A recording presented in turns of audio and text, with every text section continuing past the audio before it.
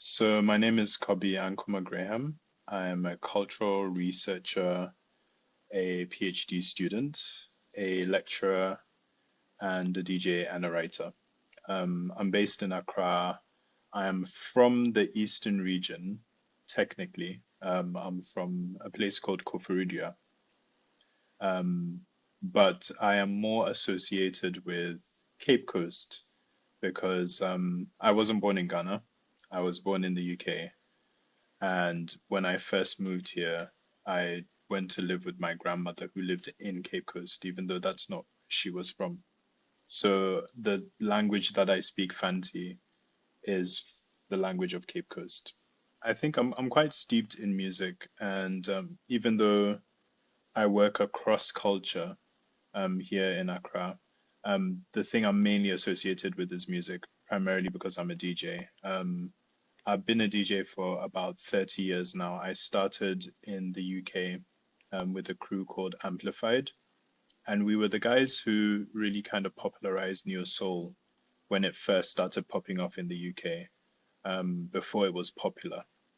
And so I think maybe my last gig DJing before I left the UK was to DJ for Erica Badu at the Kentish Town Forum. And then I moved to Ghana about roughly 20 years ago. And so since then, I've been kind of plugging away, helping to kind of build the alternative music scene.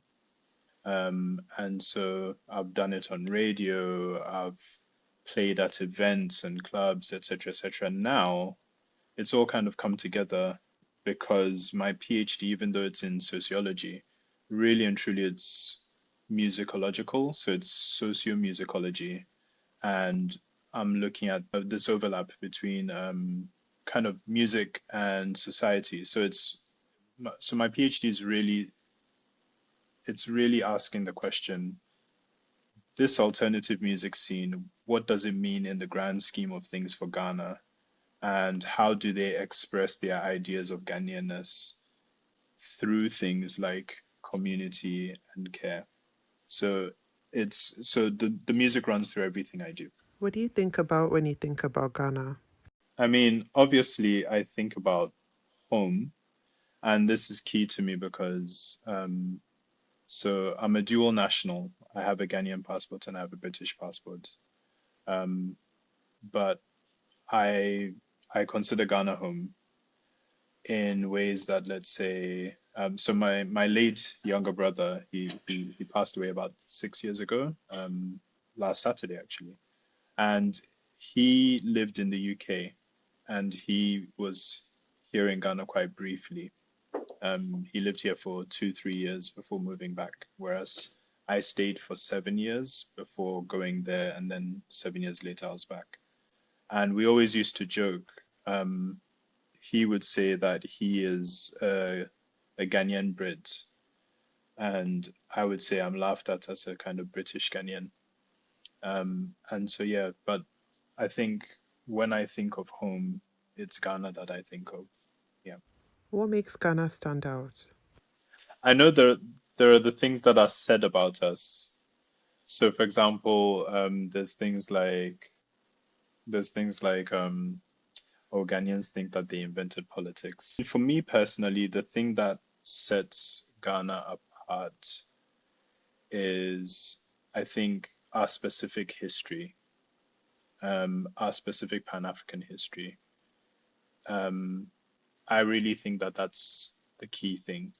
And it's not a laurel to rest on, because who we are today, I feel like we've moved ourselves quite far away from where we could be. Um, yeah, and so I mean it in a good and a bad way. But I feel like it's really the thing, like we are the Black Star, and Kwame Nkrumah, obviously, but not only. Um, and so when you think of these things, like I'm at the University of Ghana now, the Institute of African Studies, and you can see that within the realm of African studies, Ghana is kind of like a superpower. Um, yeah, so we have all these languages, we have all these peoples, etc., etc. But I think the way in which we came together at the time that we came together, I think is particularly special. And I think it's the thing that sets us apart. And it's something that I hope we draw closer and closer to as time progresses. What does Ghana sound like? Ghana sounds like Highlife. But the thing to understand about Highlife is that there are eras of Highlife. And so at any point in time, we sound like a combination of something that's profoundly Ghanaian, but at the same time, profoundly rooted in diaspora. So think within any period, any 10-year period, any decade, whatever the hottest music is in the global Black diaspora, um, we will meet it and match it. And so if you're talking about um, 1940s, 1950s Ghana and Calypso being huge, we meet it with palm wine high life. If you're going to talk about jazz being what's popping on the streets, we meet it with our independence era, E.T. Mensa, jazz. When we go into exile and you have all this electronic sounding stuff coming from the States and Michael Jackson, King of Pop kind of vibes, we have Boga High Life. When hip hop pops off, we have Hip Life. When hip hop starts going very uns, as the kids say today, we rose to the occasion with Azonto. And we did this before Black Panther, before TikTok, Azonto was a global dance trend. When things started slowing down, like you start getting kind of more drill kind of vibes, and we meet it with Asaka. Think of the likes of Black Sharif coming out of that scene. Yeah, so Ghana, in terms of what we sound like, we sound like whatever is hot, but at the same time we sound distinctly Ghanaian. What genres do you listen to the most? I would say that I champion, for want of a better word, Alter. Alter is very specific to Lagos in terms of like the word, but in terms of it's become to some extent a catch-all phrase for alternative music from across the continent. So I think it's only recently that like Apple Music in particular, no, Spotify as well, they've really started focusing in on back to Lagos Alter. But there are people making music that goes against the grain in every single African country. And those genres are the ones that catch my attention. So that's what I'm always listening to. I love alternative R&B as well. I listen to a lot of that. And then I listen to a lot of older stuff too. But generally speaking, anything that's alternative to the main, um, that's what I'm pushing. What musicians should people know about? At the moment, there's a lady who just released a song called Reminisce. Her name is Fale. There's Annabelle Rose, who I think she's really got next. People are already listening to Molly. People need to listen to a lot more Rhea Boss. Um, yeah, I mean, those are the ones that come to mind immediately. But there are loads more. Annabelle is special, and she's part of a crew called 99 Faces. Um, and in terms of crews, there's also Super Jazz Club, who have played shows in Paris actually. And then there's a young guy, a producer called Edwin, but you replace the I with a V, and yeah, he's about to release something. He's really dope as well. Very, very, very, very, very alternative. Yeah. So these are some of the people. What is the ecosystem like for music in Ghana? It's the type of space where the musicians are constantly asking whether there is an industry.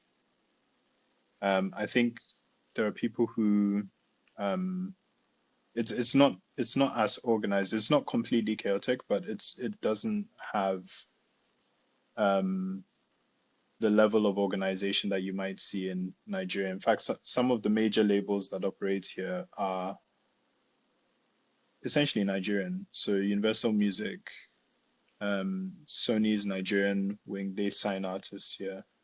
Um, but I think the ecosystem is full of people who are very talented.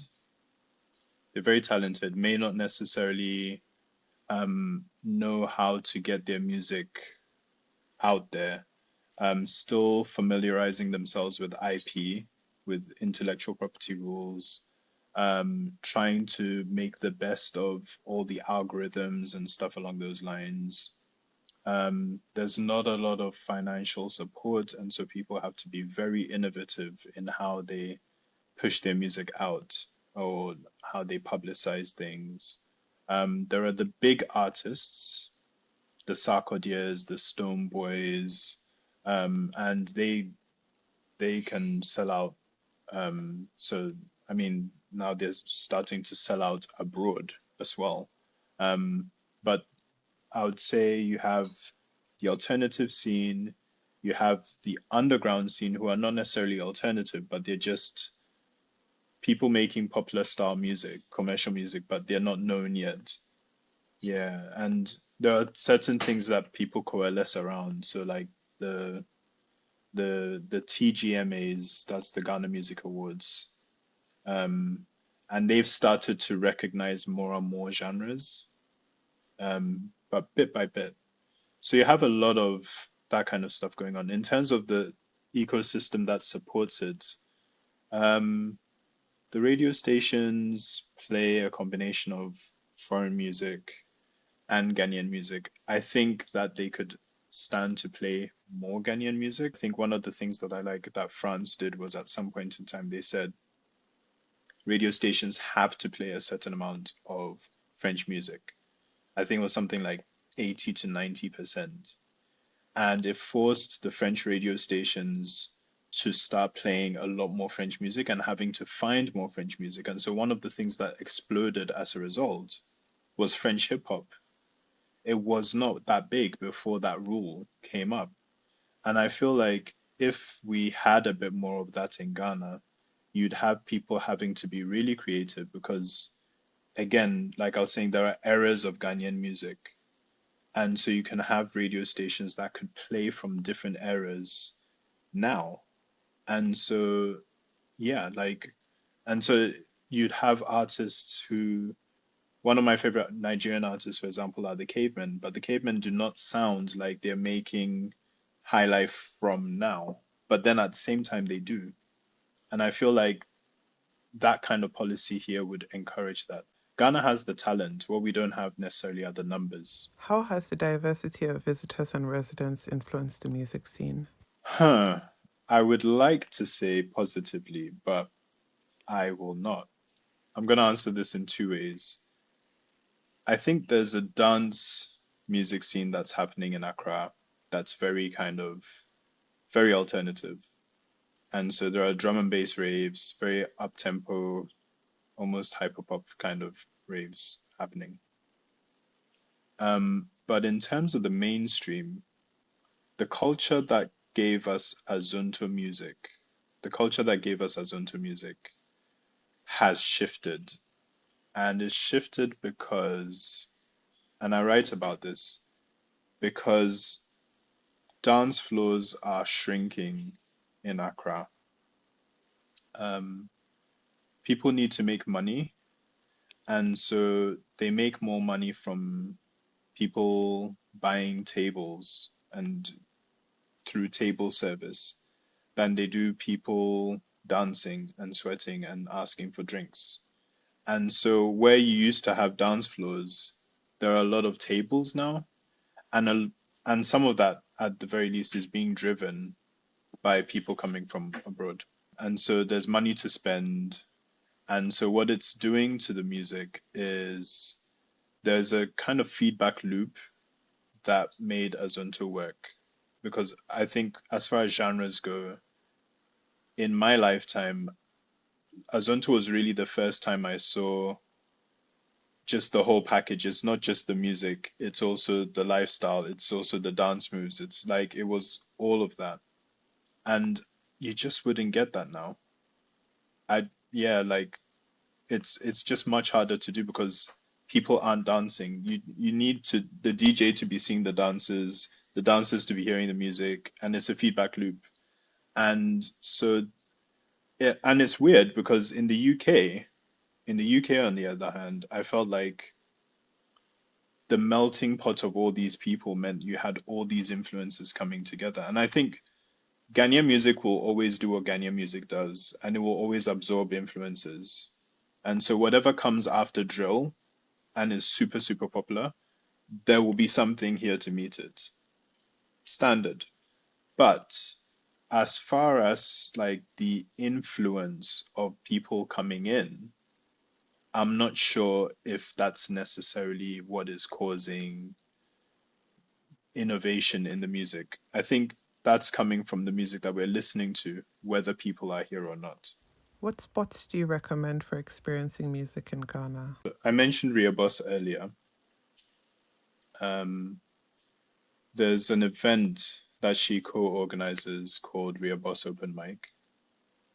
And as far as live experiences go for music, that's a good place to go and see a lot of upcoming artists, especially on the alternative scene. So that would be a good place to go to. And then there are these spaces that I have never been to, but I follow. And so you have a place, there's an event called Communion by at South Village. So the venue is called South Village. There's a group called The Weird Cult. And all of these guys, what they play is very electronic, very up-tempo music. And I can see that there's a scene that's forming around that. Sometimes people say rave culture, and you can see that it's happening in Lagos as well, and you can sometimes see the DJs cross-pollinating. So that's really interesting. But if you're looking for more kind of just your straightforward like alternative sound, Ria Boss Open Mic, the event it happens at Jamestown Cafe in Osu. That's definitely what I would recommend people check out. But I don't think we have music venues the way that, let's say, Lagos does. Yeah, or even Nairobi. So there are some clubs that you go to, but I don't associate them with like pushing the music and with innovative DJs and stuff like that. Not necessarily. I think you're getting a lot of that on the rave scene now. Oh, there is one thing. If you like your stuff a bit more chilled, there's a place called Palm Moments. Palm Moments have two of the best music events actually. One of them is called Fake Fridays because it happens on a Thursday. I think it's the last Thursday of the month. And that's very kind of like up tempo and a lot of fun. Allegedly, I don't go. I'm too old. I don't go out anymore. Like, not like that. They also have an event which the producer who I mentioned earlier, Edwin, he DJs that event and it's called Soft Landings. Yeah, and Soft Landings is a lot more kind of mellow. But the music can go everywhere. What messages have resonated with you the most from the music? Some of these are just universal themes. So, like, there's always love, there's heartbreak, there's, all of those things. But you also have people who are singing about. So, if you take my PhD, for example, as part of my PhD, I have to look at specific albums. And I'll give you four of the albums that I'm looking at. Kojo Q, who's a rapper who raps in English, Pidgin, and Tree. And he has a newer album, but the album that I'm looking at is called For My Brothers, and it's basically a sonic exploration of various aspects of what it means to be a man in Ghana today. So it's a very thematic album, and it's quite brilliant in that regard. Another EP that I'm looking at is Becoming Adoma by Adoma, and she wrote this album after almost killing herself because of the pressures of fame, because of how she felt about making music. And so she's talking about very heavy mental health issues in very beautiful ways in the music. You have a veteran of the scene, Mensa, whose album Bonzi features a track where I think it was recorded in lockdown or something like that. So he's thinking about things like isolation. He's thinking about things like, is he making the right career moves? So these are all like people thinking about heavy, heavy issues in music. And then you have Rhea Boss's album Remember, where the album is very celebratory, but at the same time it's dedicated to her grandmother who she lost, and so it touches on grief, it touches on womanhood. So these are some of the themes that are coming up in the music. Although that is not my favorite theme in Ghanaian music. My favorite theme in Ghanaian music is the recurring theme of young men who feel that they've been cheated out of their girlfriends by older, wealthier men. I think it's a strand that runs through all West African music. And I mean, the biggest example is one of the biggest African hits ever, Premier Gao. That's what that song is about. There's a song here in Ghana called Chinchimbie di Mu, classic. That's what that song is about. From the hip life era, there was Azingele by Rough and Smooth. That's what that song is about. Then you have people who flip it, and so um, so instead of playing the role of the guy whose girlfriend has been taken, then you have the girlfriend singing the song saying, "If you break my heart, I'll date your father." There's that. Or then you have people playing the role of the wealthy person. So chop my money, I don't care. P squared. Yeah, like you honestly, you could do a whole playlist on this particular theme. It's just so wild. But yeah, that's one of my favorite themes. What's your favorite thing to do in Ghana? Aside from being in my bed, um, or my bedroom, honestly, I would. It's going to sound maybe trite, but it's buying street food, buying and consuming street food. I feel like um, we have a lot of street food over here, and when you find a good spot that does what you're looking for really, really well, or you find even better, you stumble across a place where they sell all the street foods. Um, yeah, like so finding places like that, especially in this economy. Yeah, I'm a big plantain kelewele fan. I like I like my morning wache. I had to get used to the idea of wache as a morning food because when I was coming up in Cape Coast, it was night food, and it's when I moved to Accra. In Accra, it's and in northern Ghana as well. I know it's day food. It's like morning food. You have it for breakfast, which was initially very weird for me, but now it's something that I'm really into. Um, I'm really not into the Jollof wars at all because why am I fighting with people over Jollof when we have Wache? Um, yeah. So, What is your favorite Ghanaian expression? ah, I've been waiting for this one. So I'm going to say it in I guess my language. Obiara mpɛ debi ebeye. Obiara pɛ abenwaha. and it's it's a really clever kind of modern saying because what it does is it takes two hit songs and it puts them against each other. So the first part is Obiara mpe debi debi ebeye, which means nobody likes hearing that one day things will get better.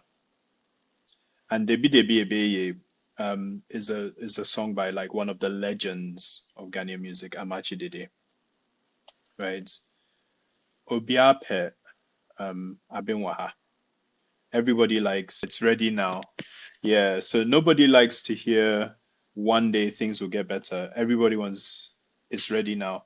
And Abinwaha is a song by the late great Daddy Lumba. So you've juxtaposed these two great artists and songs together in one saying, which I think is just great. So like Ghana has all sorts of traditional proverbs and sayings, and but my favorite saying is that because it's so spot on a description of Ghana. Like Ghana likes fast money. Nobody wants the slow burn. One day I'll make my returns. No, everybody wants it's ready now. Yeah. It's one of those things that like I mean culture is not static, and so people are constantly coming up with new things, and so people come up with new slang terms and people come up with like new ways of saying things, and then once in a while you get like gold like that. And I don't think that's new, but I've been saying it ever since I first heard it. I think it's brilliant, and I think it really captures something about Ghanaian energy, Ghanaian entrepreneurship, like Ghanaian hustle. Yeah, it's so us. And then it shouts out two of our musical greats as well. I mean, what more do you want?